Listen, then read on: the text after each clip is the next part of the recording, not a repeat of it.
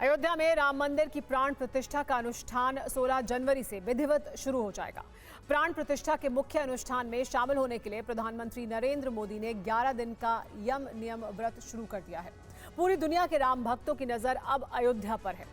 Mauritius की सरकार ने अपने हिंदू नागरिकों की आस्था का सम्मान करते हुए 22 जनवरी को 2 घंटे की विशेष छुट्टी दे दी है। लेकिन अपने देश में विपक्षी पार्टियों को अब भी लगता है कि राम मंदिर के बहाने पीएम मोदी 2024 की चुनावी राजनीति की साधना कर रहे हैं। उन्हें राम मंदिर में राजनीति नजर आ रही है, जबकि राम भक्तों के लिए ये प्रधानमंत्री मोदी की राम नीति है, जिसको निभाने के लिए मोदी ने 32 साल तक अयोध्या में रामलला के दर्शन नहीं किए।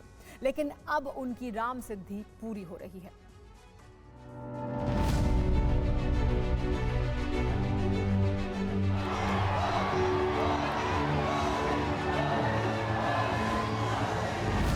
जय श्री राम,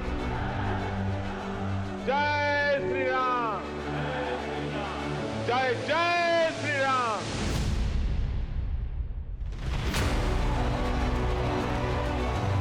जय श्री राम। राम जी के हम पर आशीर्वाद बने रहे, मानवता के मार्ग पर चलने की हमें ताकत मिले।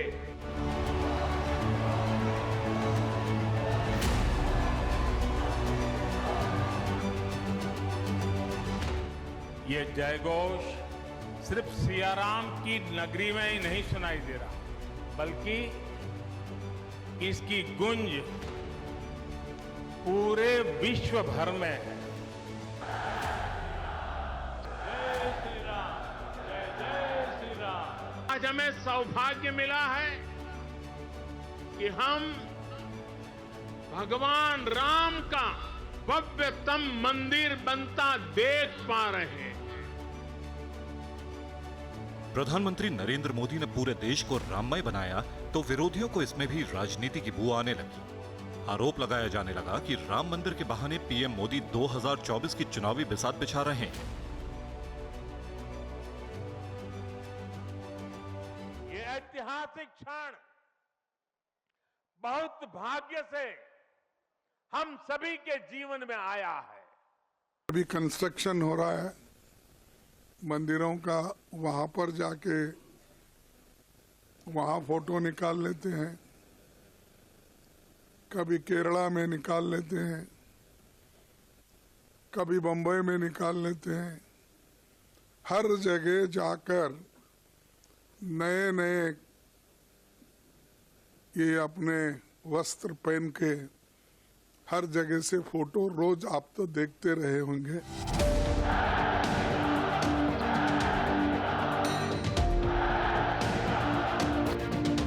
लेकिन सच्चाई इससे बिल्कुल उलट है। पीएम मोदी और अयोध्या में राम मंदिर का नाता ना तो चुनावी है और ना ही राजनीतिक।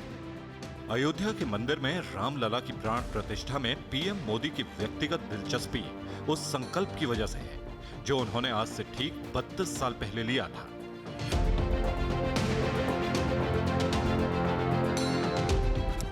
14 जनवरी 1992, राम जन्मभूमि अयोध्या।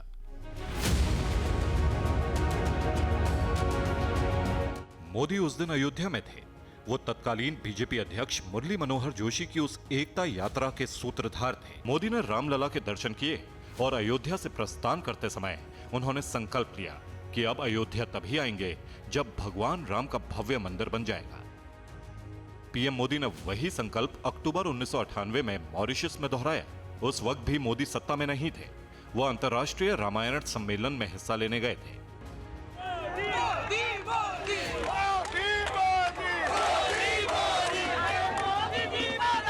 उन्होंने बीजेपी के स्टार प्रचारक के रूप में उत्तर प्रदेश के लगभग हर जिले में प्रचार तो किया, लेकिन वोट मांगने के लिए कभी अयोध्या नहीं गए।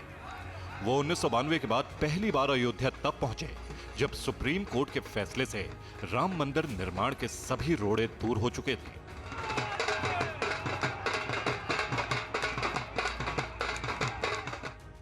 प्रभु राम जी पधार रहे हैं तो हम भी कुछ दिन इंतजार करें। 550 साल इंतजार किया है, कुछ दिन और इंतजार कीजिए। 5 अगस्त 2020, राम जन्मभूमि अयोध्या। राम काज किनु बिनु मोहि कहां बिसराम।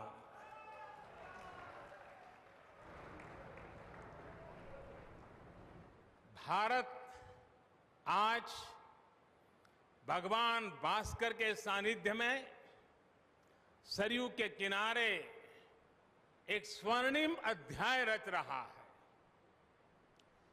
कन्याकुमारी से क्षीर भवानी तक, कोटेश्वर से कामाख्या तक आज पूरा भारत राममय है। महामहोत्सव की श्री हनुमान जी महाराज की, ग्राम देवता की। प्रधानमंत्री मोदी ने जिस भव्य मंदिर में रामलला के दर्शन का संकल्प लिया था, उसका भूमि पूजन उन्हीं के हाथों हुआ। संकल्प पूरा होने की दिशा में यह पहला कदम था। बहुत से लोगों को शायद नहीं पता होगा कि 1984 से 2020 के बीच 36 साल तक पीएम मोदी राम मंदिर के लिए क्या क्या करते रहे। जन्मभूमि मंदिर परज राम जन्मभूमि बनशे राम जन्म स्थान परज राम जन्मभूमि मंदिर बनशे। दुनिया ની કોઈ તાકાત राम मंदिर बनता अटका नहीं सकती। अयोध्या में राम मंदिर के लिए आत्मविश्वास से भरा ये शंखनाद मोदी ने तब किया था जब वो राष्ट्रीय राजनीति में नहीं थे। वो विश्व हिंदू परिषद से भी नहीं जुड़े थे, लेकिन राम मंदिर आंदोलन को गुजरात के गांव-गांव में पहुंचाने की जिम्मेदारी उन्होंने अपने कंधों पर संभाल रखी थी। राष्ट्रीय स्वयंसेवक संघ के प्रचारक के रूप में पीएम मोदी 1970 के दशक में राष्ट्र चेतना की अलख जगाने के लिए गुजरात के गांव-गांव घूमते रहे। तब राम मंदिर विश्व हिंदू परिषद के भी एजेंडे पर नहीं था, लेकिन संघ के प्रचारक मोदी लोगों को राम जन्मभूमि की मुक्ति का महत्व समझाते रहे। रामायण वो ज्ञान मार्ग है जो हमें प्रभु श्री राम से जोड़ती है। तब गुजरात में मोदी की उस दूरदर्शी सोच का नतीजा सामने आया। साल 1986 में राम जानकी रथ यात्रा के दौरान गुजरात में संघ के स्वयंसेवकों ने 9000 गांवों में लगभग 55 लाख लोगों को राम मंदिर आंदोलन से जोड़ा। उन स्वयंसेवकों का संगठन नरेंद्र मोदी ने ही तैयार किया था और राम मंदिर के लिए जनसंपर्क की रूपरेखा भी। प्रभु राम जी पधार रहे हैं तो हम भी कुछ दिन इंतजार करें। 550 साल इंतजार किया है, कुछ दिन और इंतजार कीजिए। वर्ष 1989 में जब विश्व हिंदू परिषद ने रामशिला पूजन कार्यक्रम शुरू किया तो राम मंदिर के लिए गुजरात के एक एक घर से ईंट जुटाने का अभियान भी मोदी ने ही चलाया। वो स्वयं सेवकों और राम भक्तों के साथ गुजरात के हर कोने में गए। गुजरात में ये रथ यात्रा 600 गांवों से गुजरी थी और उस दौरान मोदी ने उपवास का व्रत उठा रखा था। उन्होंने अन्न तो दूर, फल तक नहीं खाया, सिर्फ पानी पीकर इस रथ यात्रा की हर छोटी बड़ी जिम्मेदारी संभालते रहे। राम मंदिर आंदोलन में यही राम रथ यात्रा निर्णायक मोड़ साबित हुई, जिससे पैदा हुए राम भक्तों के जन सैलाब को रोकने के लिए उत्तर प्रदेश के तत्कालीन मुख्यमंत्री मुलायम सिंह यादव ने 30 अक्टूबर 1990 को कार सेवकों पर फायरिंग करवा दी थी।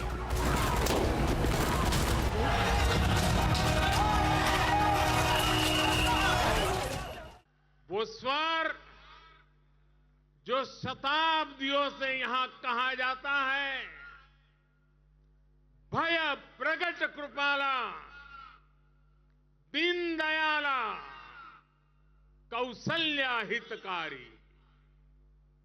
भगवान राम की जन्मभूमि पर बन रहा भव्य मंदिर, दिव्य मंदिर, सदियों की प्रतीक्षा के बाद हम भारतीयों के धैर्य को मिली विजय का प्रतीक है। राम भक्तों के त्याग और पीएम मोदी की वही तपस्या अभी फलीभूत हो रही है। 500 वर्ष के संघर्ष के बाद भारत और विश्व के करोड़ों राम भक्तों का सपना पूरा हो रहा है। उनकी खुशी में कोई कसर न रह जाए, यही प्रधानमंत्री मोदी का संकल्प है, जिसकी सिद्धि में अब किसी को कोई संदेह नहीं है। प्रभु राम के दर्शन, अयोध्या का नव्य भव्य दिव्य मंदिर आने वाली सदियों तक दर्शन के लिए उपलब्ध है। आप जनवरी में आए, फरवरी में आए, मार्च में आए, 1 साल के बाद आए, 2 साल के बाद आए, मंदिर है ही। जय Shri bureau report, TV9 Bharatvarsh. जय श्री राम। इस साल मुश्किल से 2 महीने के बाद लोकसभा चुनाव है, तो जाहिर है कि राजनीति तो होगी। विपक्षी दलों को लग रहा है कि बीजेपी राम मंदिर के सहारे 400 से ज्यादा सीटें जीतने का प्लान बना रही है। पिछले चुनावों के आधार पर विपक्ष ये मानकर चल रहा है कि इस वक्त देश की राजनीति उत्तर और दक्षिण भारत में बटी हुई है और राम मंदिर का कोई असर दक्षिण भारत में नहीं पड़ेगा। विपक्ष का यही भ्रम तोड़ने के लिए बीजेपी की नजर इस वक्त दक्षिण भारत पर है। इसकी पहली झलक नई दिल्ली में पीएम मोदी ने दिखाई। दक्षिण भारत को पीएम मोदी ने क्या संदेश दिया, देखिए ये रिपोर्ट।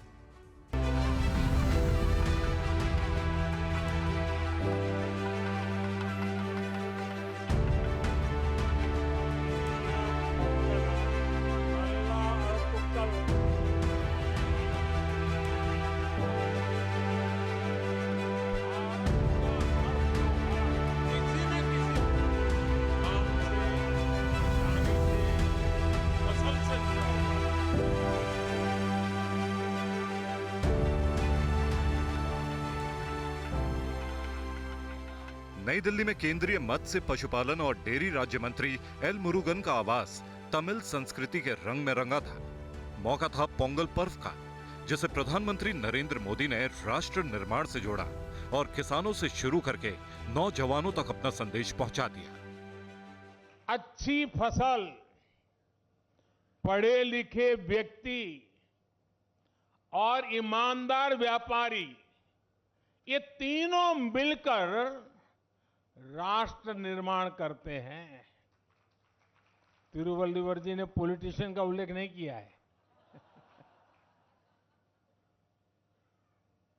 ये हम सबको संदेश है। पोंगल पर्व में ताजी फसल को भगवान के चरणों में समर्पित करने की परंपरा है।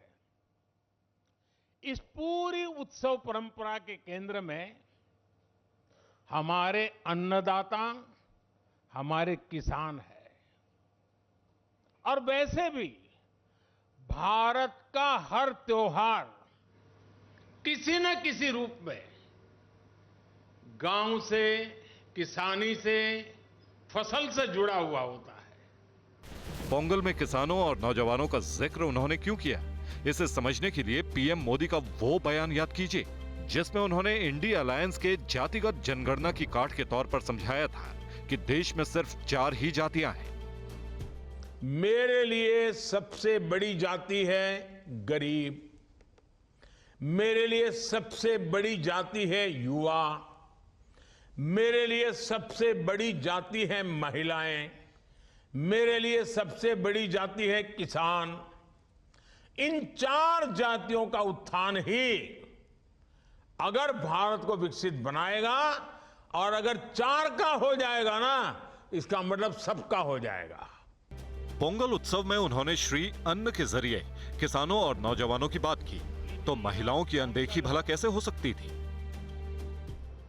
पोंगल के अवसर पर तमिल महिलाएं अपने घर के बाहर कोलम बनाती है। सबसे पहले वो आटे का इस्तेमाल करके जमीन पर कई डॉट्स बनाती है, और एक बार जब सारे डॉट्स बन जाते हैं तो हर एक का एक अलग महत्व होता है। ये तस्वीर ही मन लुभाने वाली होती है, लेकिन कोलम का असली रूप तब और वैभवशाली हो जाता है जब ये सभी डॉट्स मिला दिए जाते हैं और बड़ी कलाकृति बनाकर इसमें रंग भरा जाता है। हमारा देश और उसकी विविधता भी कोलम के जैसी है। ये कार्यक्रम तमिलनाडु के राजनेता के घर था, लेकिन संदेश पूरे दक्षिण भारत के लिए था, क्योंकि 4 दिन तक चलने वाला पोंगल तमिलनाडु, आंध्र प्रदेश, केरल और कर्नाटक का सबसे महत्वपूर्ण उत्सव है। साल 2024 के लोकसभा चुनावों में इन्हीं राज्यों में बीजेपी की अग्नि परीक्षा भी है, जिसके लिए पीएम मोदी मैदान में उतर चुके हैं।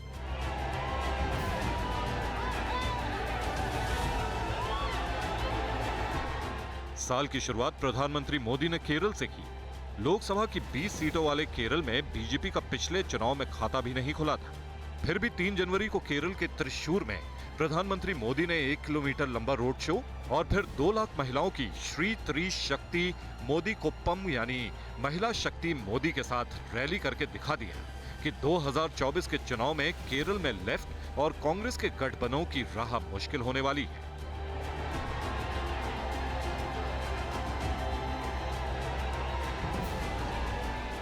केरल के बाद प्रधानमंत्री मोदी के टारगेट पर है तमिलनाडु, जहां के लोगों का दिल जीतने और उत्तर दक्षिण भारत में विभाजित राजनीति को जोड़ने की मुहिम प्रधानमंत्री मोदी ने 2 साल पहले ही शुरू कर दी थी। उन्होंने पोंगल पर्व पर उसकी याद भी दिलाई।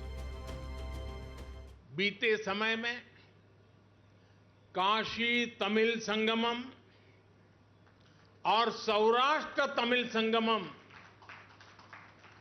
अत्यंत महत्वपूर्ण परंपरा शुरू हुई है और उसमें भी ये भाव प्रकट होता है, ये भावना दिखती है। इन सभी आयोजनों में बहुत बड़ी संख्या में हमारे तमिल भाई बहन उत्साह से हिस्सा लेते हैं। साथियों, एकता की यही भावना 2047 तक विकसित भारत के निर्माण की सबसे बड़ी शक्ति है, सबसे बड़ी पूंजी है। प्रधानमंत्री मोदी जिस तमिल संगमम की बात कर रहे हैं, उसकी शुरुआत साल 2022 में काशी से हुई। काशी के विश्वनाथ को तमिलनाडु के रामेश्वरम ज्योतिर्लिंग की सनातन डोर से जोड़ने और उत्तर दक्षिण के सांस्कृतिक संगम का ये प्रयोग सफल रहा। तो मार्च 2023 में रामेश्वरम का नाता सोमनाथ से जोड़ते हुए सौराष्ट्र तमिल संगमम का आयोजन किया गया। दिसंबर 2023 के तीसरे हफ्ते में काशी तमिल संगमम का दूसरी बार आयोजन किया गया और इस बार पीएम मोदी ने काशी को कन्याकुमारी से जोड़ने के लिए काशी तमिल संगम एक्सप्रेस को हरी झंडी भी दिखा दी।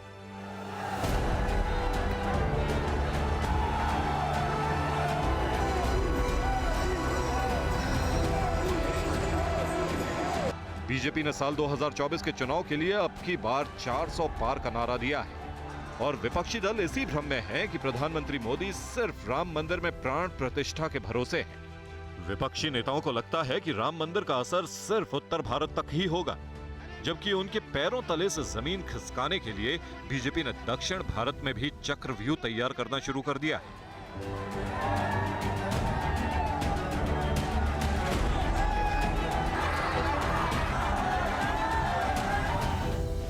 दक्षिण भारत में तमिलनाडु की राजनीति में पिछड़ी जातियों का दबदबा रहा है, जिसे तोड़ने के लिए पीएम मोदी ने गरीब, नौजवान, किसान और महिला का मंत्र दिया है। तो वहां की 20% दलित आबादी को संदेश वो पहले ही दे चुके हैं। दलित नेता एल मुरुगन को मंत्री बनाकर केरल की राजनीति में बीजेपी हिंदुत्व के साथ ईसाई समुदाय की जुगलबंदी का प्रयोग कर रही है। Welcome to everybody. क्रिसमस वो दिन है जब हम जीसस क्राइस्ट के जन्म को सेलिब्रेट करते हैं। केरल में लगभग 55% हिंदू, 27% मुसलमान और 18% ईसाई आबादी है। बीजेपी का ध्यान ईसाई समुदाय के उस हिस्से पर है जिसका हिंदू समुदाय के साथ कोई धार्मिक टकराव नहीं है। वहां लव जिहाद का मुद्दा भी हिंदू मुसलमान नहीं बल्कि ईसाई बनाम मुस्लिम ही रहा है।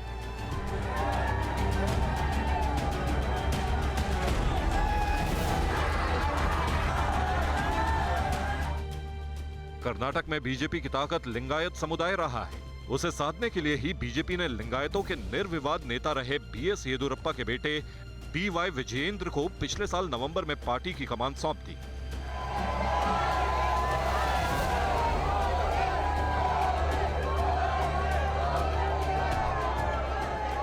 दक्षिण भारत में बीजेपी की राजनीति साफ है।